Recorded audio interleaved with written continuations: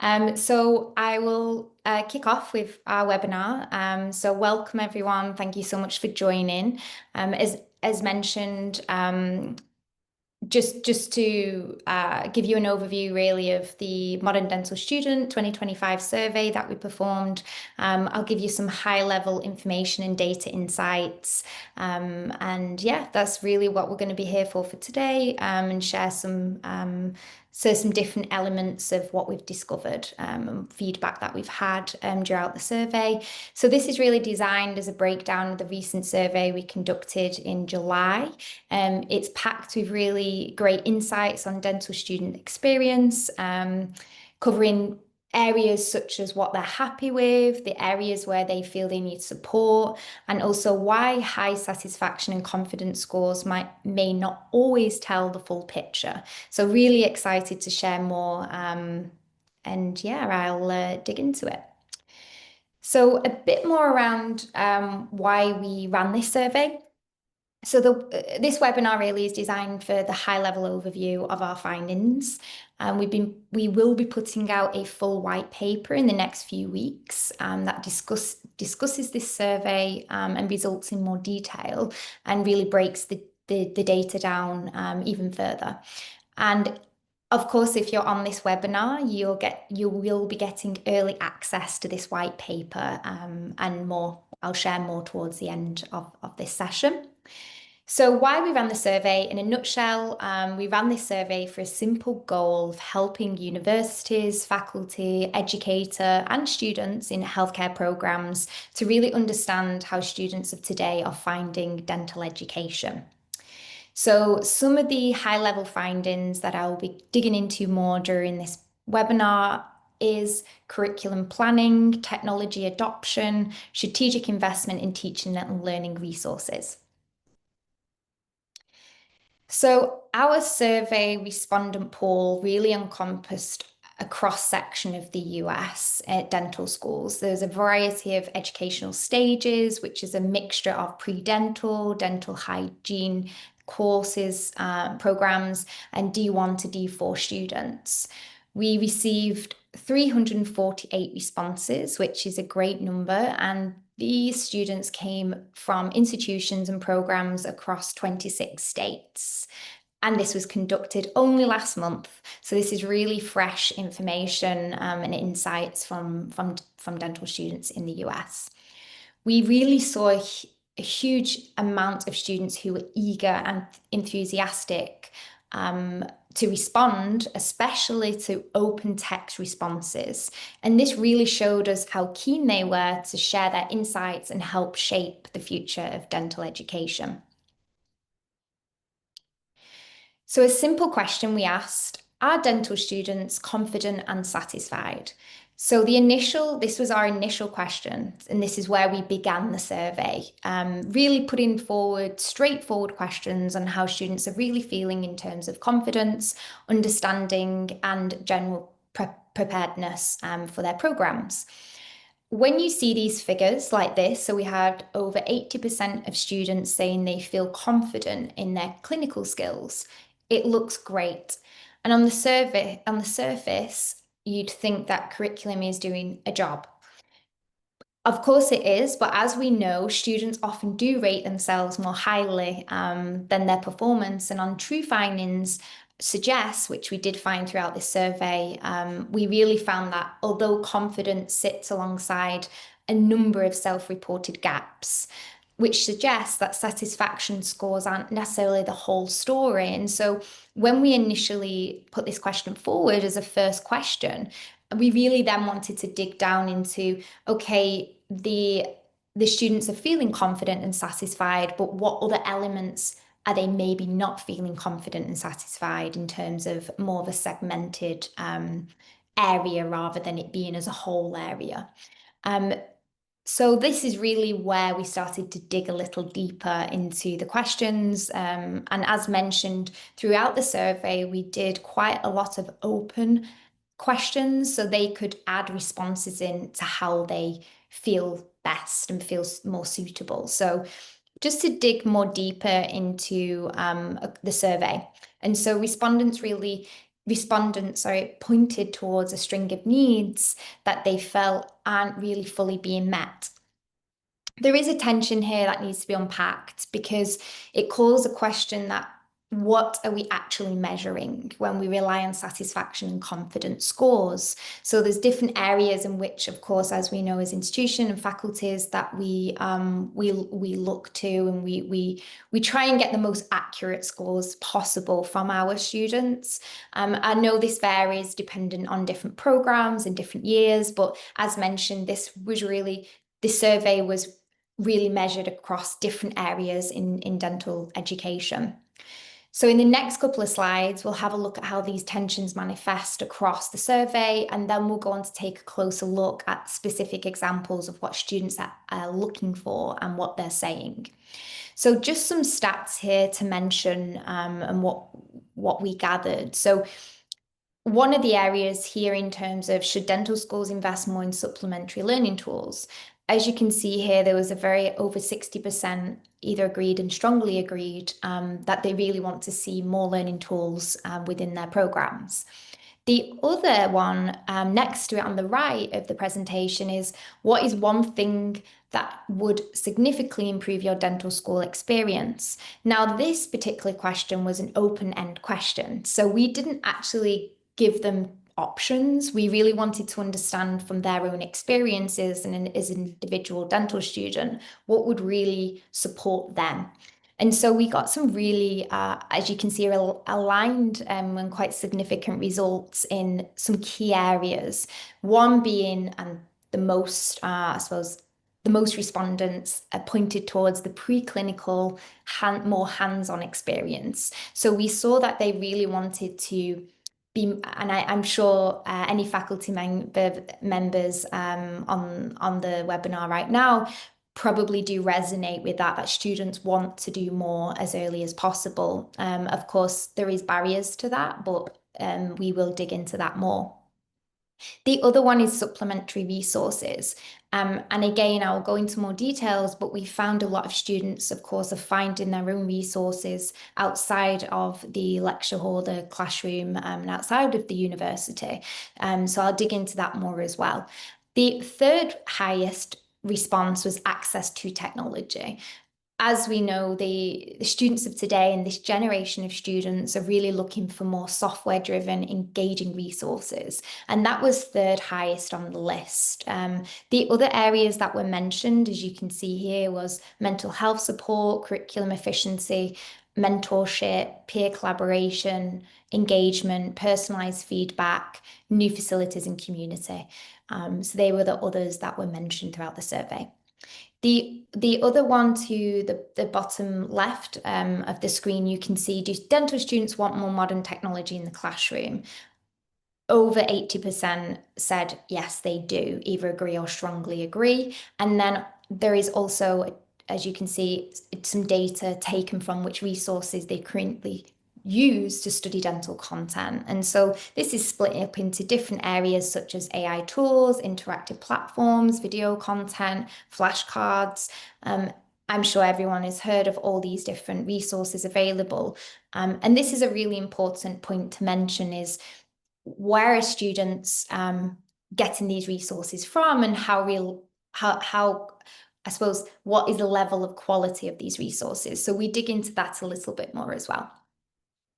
So as mentioned, just to reflect on the next couple of slides, we're going to then looking at what tensions manifest across the survey and what open-ended feedback did we get throughout the survey. So a couple of these areas, and one just to mention, when we looked at the language students were using in their open responses, we found a layer of evidence suggesting there's more going on than just the high satisfaction scores suggest. So these things like burnout, stress, mental load, being overwhelmed, challenging, pressure. We know dental school, it is pressure, it is challenging, it is hard work. I think it's just the students, of course, are explaining this and really want to be heard in this way. And so it was very interesting to see across the survey how these types of words crept in throughout the survey.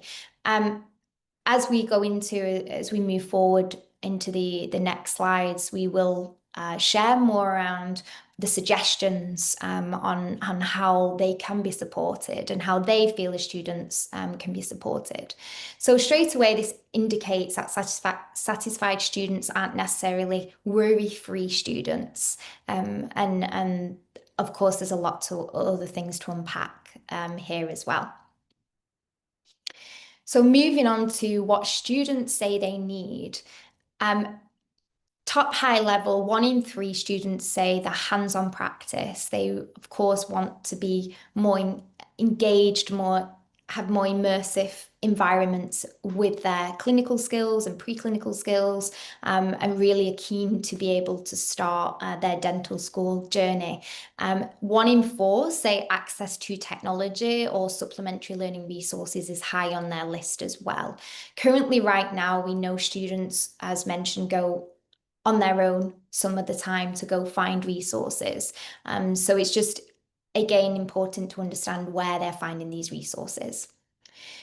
We also, and despite actually this being fully open response format, the answers could still be very clearly organized into key themes. So the single, as mentioned, most response was hands-on, and the second most response was access to technology and learning resources.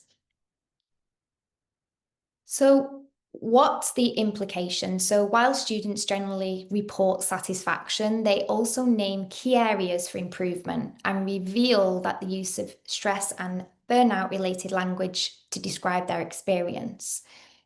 While students generally report confidence in their skills, they also report a desire for more preparedness and for more hands-on experience and practice. What we can draw from these observations is that although students say they're confident and satisfied, they're clearly, at very least, there's a ceiling that hasn't been reached yet. Or at the more extreme end of the scale, it might even mean that confidence and satisfaction scores can be a bit misleading. Again, going back to my previous mention was, of course, there's ways of which we want to score confidence and satisfaction, but are we seeing the whole picture and the bigger picture within this topic? So by understanding the challenges that students are facing and hearing exactly what they want, dental schools, programs, health programs, they have a huge opportunity here to meet the unmet needs and make satisfaction and confidence rates actually match the metrics. So how do we match up what students are saying deep down? How do we get below the surface level results of that satisfaction and confidence approach? So we really look at the key question here. What exactly are students looking for? What do they want? What are the key elements of dental school experience that challenge this high level confidence and satisfaction we're seeing? So students want support. Throughout this survey, we really dug into what elements of support they want, how they want support. The students of today really know what they want. So when asked, they would really benefit from a pre-dental school bootcamp or supplementary resources. So 81% of students agreed or strongly agreed. As mentioned before, students really want to be into dental, getting used to their dental education as soon as possible. So we think in regards to where we've been with the whole theme of this report, and satisfaction is called into question when students are then reminded of a possible means of improvement, and that's where the nuance starts to seep in. So as we move forward so what kind of resources did respondents point towards? As you can see in the previous slides, in the pie chart, it really showed us where they were looking for AI tools, video content. Here again, and as an open-ended question, and an open response, should I say, they really pointed towards all these things here. So interactive learning, videos, AR, VR tools, simulation tools, on-the-go study applications, flashcards, 3D imaging and printing, and more visual elements, as well as AI-powered feedback and responses. These are a couple of the areas, well, all the areas really that were suggested through the responses. So students do want learning technology. Throughout the survey, again, through the open responses and through our questions, 90% say digital tools help them retain and apply knowledge. 85% wish their school made more use of modern interactive technology. 88% want greater institutional investment in supplementary learning tools. As mentioned earlier, the students are really seeking for more technology-driven resources. They're already trying to find them on their own. So actually they're really looking to their programs and their schools to be able to deliver the best educational supplementary resources and technology that they're able to find to be able to plug into those gaps that they feel they're missing. So as we move forward and look at also a key theme throughout the survey was that students want structure. As we know, there's a huge amount of content in the dental programs, whether it's dental hygiene program, dentistry programs. We all understand that there is so much to learn, especially if we're looking at shorter courses as well as the standard program length. But actually, even looking at shorter program lengths really require even more efficiency in the curricular delivery. So there's some key challenges that we found throughout the survey, and that basically the materials that pointed to content volume, time management, ineffective learning tools, course pacing, lack of feedback, and faculty engagement. Now, to work backwards, the lack of feedback and faculty engagement, as we know, there is, of course, it's hard to balance faculty, a number of faculty and educators to the number of students. So actually bridging that gap with something that's going to really support the student and then freeing up the faculty will allow them for that more one-to-one feedback and more flipped classroom approach. The course pacing, again, this is all going to be very much detailed in the white paper, and there's going to be even more detail than I'm sharing right now. But with the course pacing, we're really looking at how effective can they be, what information what information can they get hold of in terms of the accuracy of information, the high quality of information, but in a really more effective manner. So thinking of other things, not just PowerPoints or videos or books, but actually what other things can they be using, which makes time management and the content volume feel less challenging and more aligned with how they're learning. So we really saw throughout the survey, they want that type of structure, including these points mentioned here. So how do students fill the gap? So students acquire learning technology and resources externally. Of course, we are very aware at Immersify, of course, we have some amazing partners that have implemented Immersify and other learning technologies to really support their students and, of course, encourage students to be able to use resources that have been chosen by the university and been fully quality assured, so they know that that is the right resource to use. But of course, students that do not have access to resources that allow them to do that, they are of course going to other sources to try and find information and content. So when asked to name a resource they use, 60% of respondents pointed to learning technologies externally. And so these include video tutorials, AI, flashcards applications, interactive platforms, things that they feel they can engage with more. So with these platforms, and of course there's different platforms for different areas out there in different areas of study, but of course there is a risk to allowing students to go and select their own platforms. As an example, if you're thinking of YouTube, sometimes students, and I've had this personally done to me as when I was an educator teaching dentistry, I had students come to me of YouTube videos that were 5 years old. They were trying to find videos on oral surgery at the time. They'd bring these videos to me and say, oh, I found this video, I'm learning from this. And I'd say, no, that video is actually 5 years old. Do not use that. So, I think it's just thinking of where actually are they finding the resources? Is it effective? Are they learning effectively?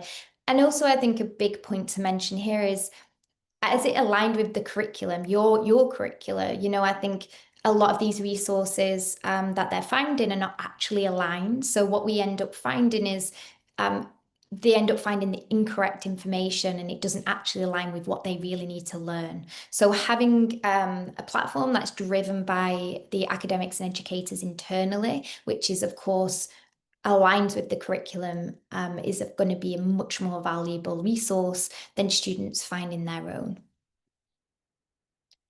So the confidence paradox. So students are highly confident, but they don't necessarily get all their support from the places of learning. This was a theme throughout. What this all adds up to is what we're calling a confidence paradox. As mentioned, the students are confident, but they're not necessarily getting it all from the institutions. And when they rely on tools that fall outside of institutional control, that can increase the burden on both sides. So for students, finding these resources could be a further cause of that stress-related language that we saw earlier. And then for universities, it limits opportunities to fold learning technologies into their teaching and learning strategy. And also, of course, as mentioned, the curriculum. So we really want to find them at a point that the students are feeling confident in the resources. They can feel like those resources are for them and in a personalized manner, but equally feel they're achieving the results they want to achieve at dental school. And of course, as we always say at Immersify, as well as and I'm sure all other educational technology companies want to do, is, of course, relieve stress from the faculty member. So if you don't have to build your own resources and be able to spend too much time on that, you have more time to focus on student engagement and everything else that is needed at the university. So some stats on satisfaction, confidence, and institutional readiness. So 86% said that they feel confident in understanding their core dental concepts. But 88% believe the school should invest in more supplementary learning tools to support student development. So just going back to a previous point mentioned that students, this was asked of them before actually thinking about areas of which they feel they have gaps in, which of course unfolded a lot of different thoughts, challenges, and thinking on their side. The initial question was, how confident do you feel? And as we know, students do have that tendency to put their confidence higher than actually we see their outputs. I'm not saying this is for every single student and every single institution, but that seems to be the case through research and data shown. However, when you dig down into it, you understand there's more that they want to uncover and there's gaps in their learning that they really want support in. So as we move next, so what students want next? So more learning technology, more opportunities to practice hand-on skills. So that could be simulations, that could be more interactive content, video content, etc. So thinking of that pre-den and also the pre-boot camp learning, they're really keen to do that, and pre-program support. So with 80% of respondents wishing that their institution would be able to adopt more learning technology, there is a clear avenue of approach to reaching that higher ceiling. So I think measuring these areas and understanding, have we got the support in place in these areas, is something really to consider as an institution. And what this means for the programme. So trustworthy, standards aligned, institutional endorsement from learning platforms that meet student desires, flashcards, videos, interactivity. And then from the hands-on approach, thinking about that simulation components that help students practice their hands-on skills before they go into clinic, but also something they can practice while they're in clinic. As we know, students, as they go into clinic, they don't always get the same patient. Not always are they able to see lots and lots of different patients, especially going into that clinical year, or they're able to do so many procedures. So thinking of how do they keep practicing those skills so they can then focus on their soft skills, such as communication. So that's one area that they highlighted as well, of being able to get to grips with the clinical language, the terminology, understanding it more, so they feel even more confident going into a clinical setting. The pre-matriculation approach, so as a mean of supplying support to incoming students, this was high on the survey, as well as wanting to schools to be able to do this more and be able to practice before actually going onto the program. So these were some of the key elements that were highlighted throughout the survey.